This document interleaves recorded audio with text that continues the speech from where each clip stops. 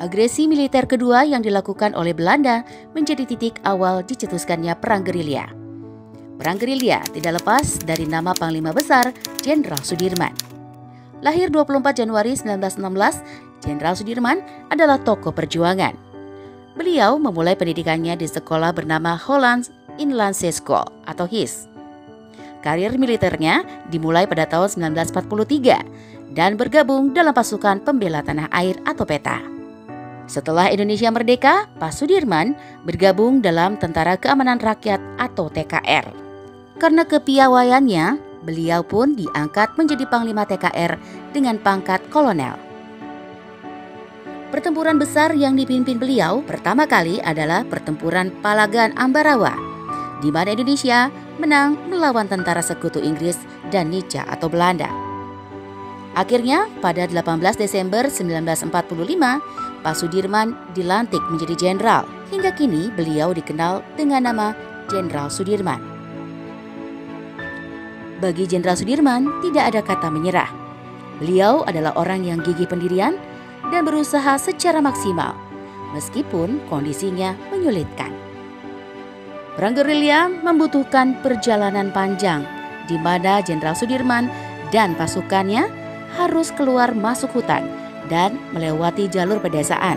Sampai akhirnya saat kondisi kesehatan Jenderal Sudirman memburuk dan tidak kuat berjalan, Jenderal Sudirman ditandu oleh para prajuritnya yang setia. Meski sedang sakit, Jenderal Sudirman tetap mampu memberikan strategi perang yang baik dan bisa memotivasi pasukannya. Ketika beliau mulai menarik diri, Sudirman dipanggil kembali ke Yogyakarta pada bulan Juli 1949. Meskipun ingin terus melanjutkan perlawanannya terhadap pasukan Belanda, ia dilarang oleh Presiden Soekarno. Penyakit TBC yang diidapnya kambuh. Ia pensiun dan pindah ke Magelang. Sudirman terus dihormati oleh rakyat Indonesia. Rute gerilya sepanjang 100 km atau 62 mil yang ditempuhnya harus diikuti oleh taruna Indonesia sebelum lulus dari Akademi Militer. Sudirman ditampilkan dalam uang kertas rupiah keluaran 1968 dan namanya diabadikan menjadi nama sejumlah jalan, museum, dan monumen. Pada tanggal 10 Desember 1964, ia ditetapkan sebagai pahlawan nasional Indonesia. Sudirman wafat kurang lebih 1 bulan setelah Belanda mengakui kemerdekaan Indonesia. Ia dimakamkan di Taman Makam Pahlawan, Yogyakarta. Jenderal Sudirman meninggalkan seorang istri dan 7 putra dan putri. Beliau banyak mendapatkan penghargaan atas jasa-jasanya terhadap negara.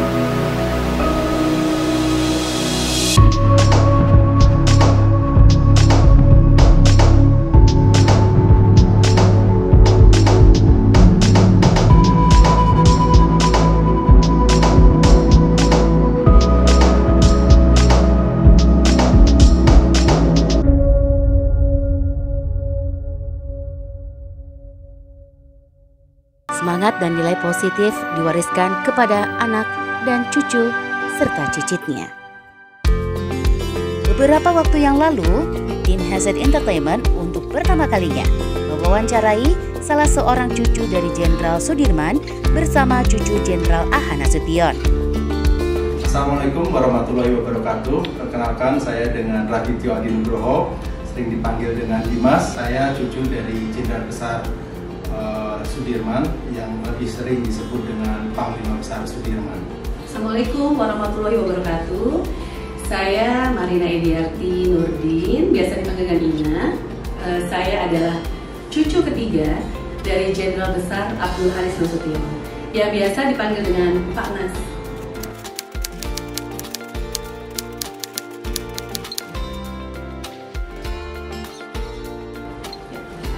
Yang saya ketahui dengan cerita dari Jenderal Sudirman, Panglima Besar Sudirman, dan tentunya yang saya dapatkan dari Yang Putri dan ayah saya, karena jujur saya pada saat Pak Dirman dalam perjuangan ataupun setelah perjuangan pun saya belum lahir. Tapi yang selalu diingat oleh saya secara pribadi, Pak Dirman itu mempunyai sifat yang mengayomi. Jadi maka itu kenapa Pak Dirman sering disebut sebagai bapaknya TNI, karena beliau pada saat itu mengayomi seluruh laskar-laskar yang berada di Indonesia ini untuk menjadi satu untuk berjuang melawan penjajahan.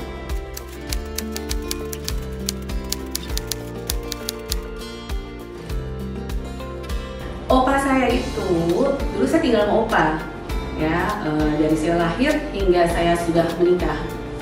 Nah, jadi banyak sekali hal-hal yang saya dapatkan dari opa, baik secara opa menceritakan pada saya maupun ya kehidupan pribadi saya bersama opa. Memorinya terlalu banyak. Opa itu adalah jenderal 3 zaman, Orde Lama, Orde Baru, dan Reformasi. Karena Pak Anas itu baru meninggal tahun 2000. Nah, opa itu adalah salah satu jenderal yang membuat autobiografinya sendiri, dan beliau telah mendapatkan Muri 2017 sebagai jenderal terproduktif membuat buku. Beliau akhirnya tahun 2002 setelah beliau wafat dan Presiden memberikan kepada beliau pahlawan nasional seperti itu.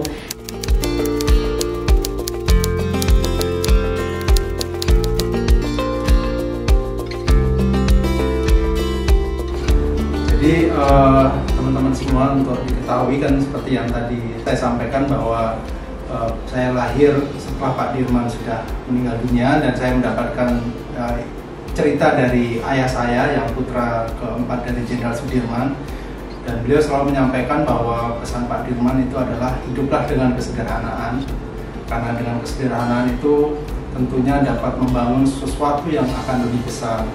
Dan Pak Dirman memang diketahui beliau sangat sederhana dan beliau sangat perhatian dengan seluruh rakyat Indonesia, karena beliau berjuang untuk rakyat, dan yang diharapkan juga kenikmatan itu juga dinikmati oleh rakyat. Jadi memang makanya motonya tentara itu dari rakyat untuk rakyat itu sebenarnya Pak Dirman itu yang melakukan hal itu. Itu yang selalu saya ingat, dan sekali lagi kesederhanaan lah yang diutamakan. Dan tentunya juga sholat ya, utamanya karena diketahui juga Pak Dirman tidak pernah tinggal sholat. Beliau selalu tidak pernah lupa dengan mengambil air wudhu untuk segala sesuatu sebelum mengambil keputusan ataupun menjalankan sesuatu yang dirasa baik sulit ataupun tidak, beliau akan tidak pernah tinggal sholat. Itu pesan-pesan dari Pak Dirman kepada ayah saya, dan ayah saya meneruskan kepada saya.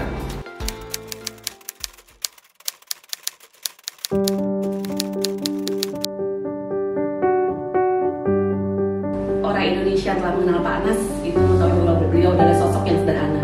Dan kebetulan yang mungkin kalian belum tahu adalah Pak Dirman itu Panglima Besar pada saat itu.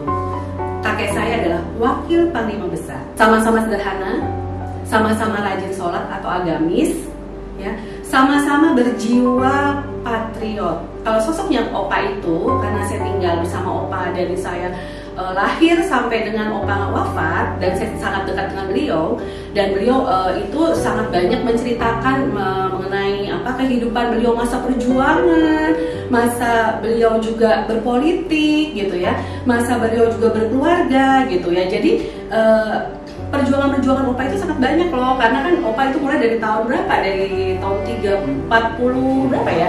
42 zaman Jepang seperti itu. Kalau sosok opa ya sudah pasti sederhana, agamis, dan beliau tidak pernah marah ya, dan beliau adalah teladan buat saya. Saya sangat bangga kepada opa saya.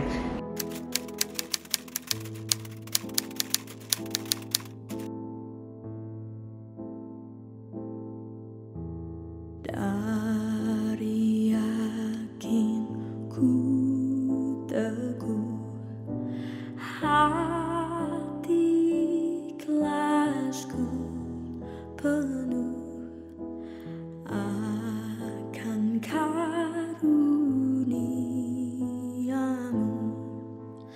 Tanah air pusaka Indonesia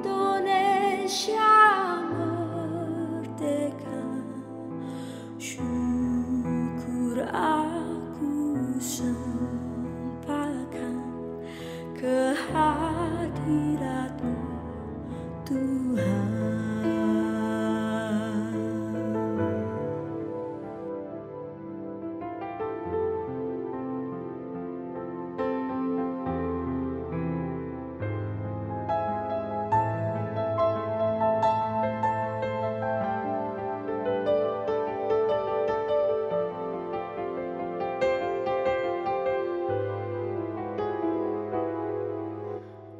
Dari yakinku teguh, cinta ikhlasku penuh akan jasa usaha pahlawanku yang bakal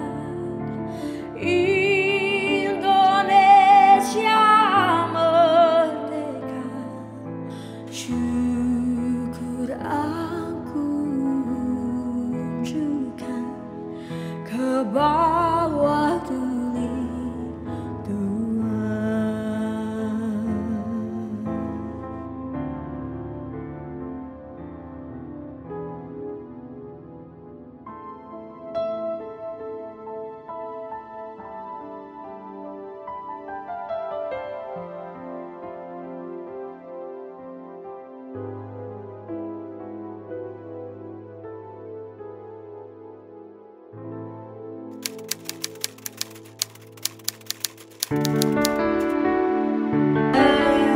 Pastinya pahlawan dalam hidup saya nomor satu dari ibu saya.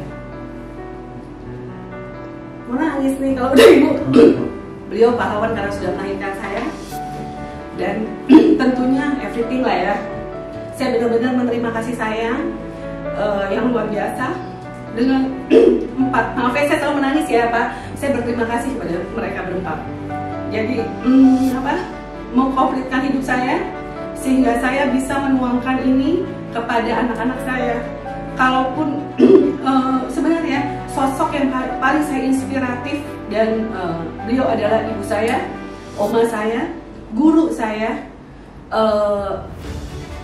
BFF saya lah, best friend saya gitu ya. Saya bilang dia guru saya, inspiratif karena beliau itu satu kata 1000 arti. Itu adalah oma saya. Setiap saya lemah, beliau menguatkan saya. Saya tentunya kalau untuk yang saya kagumi, yang pertama ya selain dari Eyang Akung atau yang Dirman, ya tentunya ayah saya ya. Saya sangat mengagumi ayah saya karena kesederhanaannya lagi seperti Pak Dirman, dan saya melihat sendiri bagaimana beliau mengayomi juga seperti Pak Dirman, mengayomi rekan-rekan kantornya, dan beliau walaupun pada saat itu menjabat suatu posisi, tapi beliau sangat dekat dengan juga level yang mungkin sedikit yang level di bawahnya ya. Beliau sangat mengayomi dan sangat menghargai sekali, dan itu menurut saya merupakan suatu pembelajaran yang berharga yang bisa kami contoh supaya kami bisa juga mengayomi semua orang.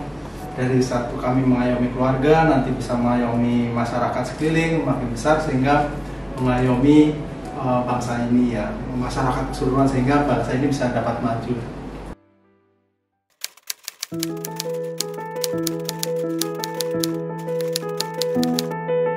Ini tidak disengaja, sebelah kiri saya adalah Ina, yang Mbak Marina atau disebut Ina, kebetulan istri saya, dan tanpa disengaja juga kita berjodoh dan menjadi suami istri.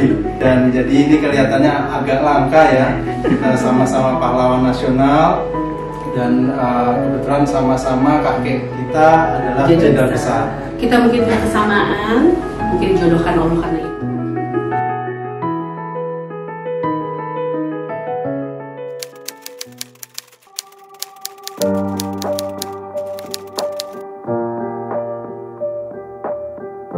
Oke, Tante Ina pesan ya, kalian tuh ayo yuk sekarang mulai belajar sejarah. Hari ini kalian mulai membuka YouTube ataupun media sosial lainnya, IG, FB. Yuk lihat yuk museum pahlawan ya. Jadi Tante Ina ajak bahwa jangan lupakan sejarah ya. Terus hargailah pahlawan kalian ya. Kalian bisa seenak ini sekarang, bisa jalan-jalan ke sana ke sini sekarang karena mereka ya. Berikan mereka Al-Fatihah. Jadikan mereka inspirasi.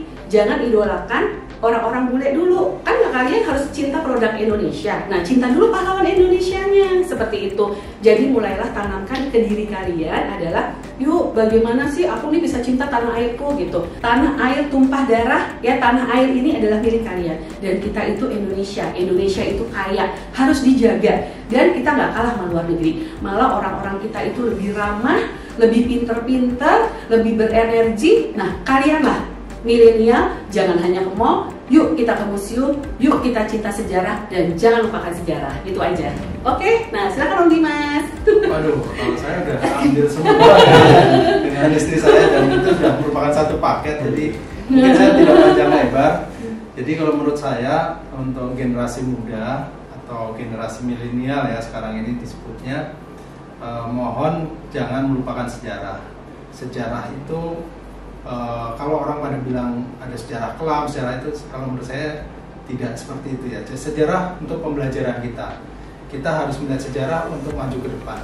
Jadi tetap kita harus mengetahui apapun baik buruknya sejarah yang lampau, kita ambil intisarinya, kita ambil yang baik-baiknya, sehingga kita akan lebih step maju ke depannya akan bisa lebih baik. Dalam pengertian bahwa kalau kita sudah mengetahui ada sejarah yang kurang baik ke depan tidak kita lakukan. Yang sudah baik kita pertahankan atau kita lebih majukan lagi. Jadi pesan saya kepada generasi muda, jangan lupakan sejarah dan selalu belajar mengenai sejarah. Walaupun dengan cara apapun, bisa dari media sosial ataupun apapun, silahkan adik-adik semua belajar mengenai sejarah untuk harapannya ke depan Indonesia maju. Dan tentunya NKRI ini tidak terpecah-pecah. Indonesia tetap jaya dan sekali lagi hargailah sejarah dan ingatlah pahlawanmu.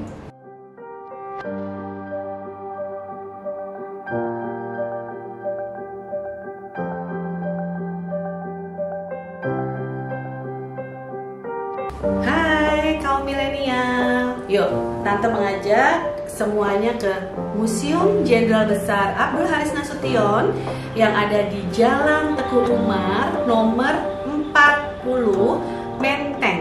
Nah, kalian di sana akan banyak mendapatkan kebahagiaan daripada ke mall terus, iya kan? Dompet kosong, ya kan? Lebih baik ke Museum Jenderal Besar Abdul Haris Nasution. Ayo teman-teman milenial ya, khususnya kaum muda ini, saya berharap teman-teman bisa menyenangi dan coba berkunjung ke museum, khususnya Museum Jenderal Sudirman. Dan memang itu letaknya ada di Jogja, jadi kalau memang ada waktu sedang ke Jogja, silahkan teman-teman mengunjungi Museum Jenderal Sudirman itu.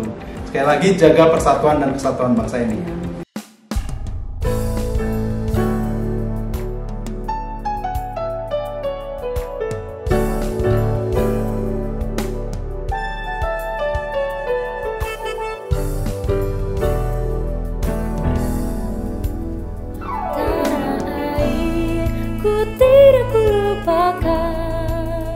Kan terkenang selama hidupku, biarpun saya pergi jauh, tidak akan hilang dari kalbu.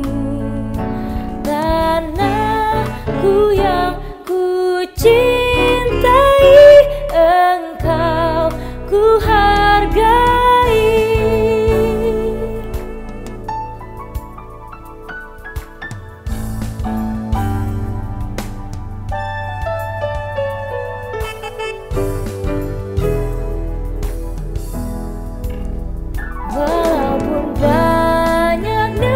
jalani, yang masyhur